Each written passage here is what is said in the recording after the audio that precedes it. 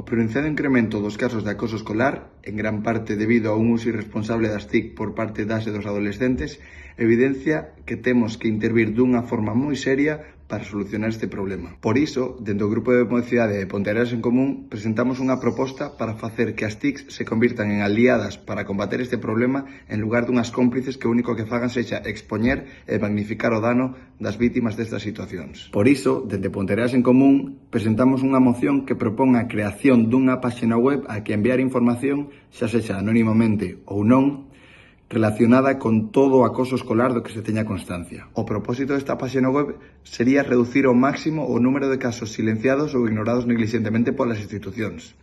Ademais, non estaría solamente dirixido ás vítimas, senón tamén ás testemunhas destes casos de acoso ou incluso aos achegados das vítimas aos que éstas acudan para contarlle ditos problemas. O seu funcionamento debe ser sinxelo.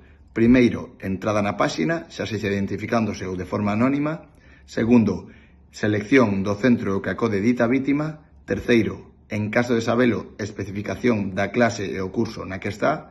E cuarto, redacción da situación problemática. Cada centro educativo elixirá unha persoa que se encargue de manexar toda esta información, sen acceso á información de outros centros. Os e as profesionais encargados investigarán o caso e trazarán o protocolo establecido pola Consellería de Educación. Habería unha persoa vinculada ao Concello que tería acceso á información de todos os centros e podería exercer como elemento complementario. O resto de grupos políticos do Concello amosáronse positivos cara a esta moción, mais mostraron pequenas diferenzas. Dende o PSOE, por exemplo, apostaron por unha revisión das formas para abordar dito asunto, deixando a decisión en mans do Consello Municipal Escolar para ver cal é a ferramenta máis eficaz para abordar este problema. O Partido Popular, na mesma liña, cuestionou o feito de que houbese unha persoa vinculada ao Concello que tivese acceso á información tan privada. O BNG, por a súa parte, recordou que hai que apostar pola prevención como ferramenta chave para abordar este problema.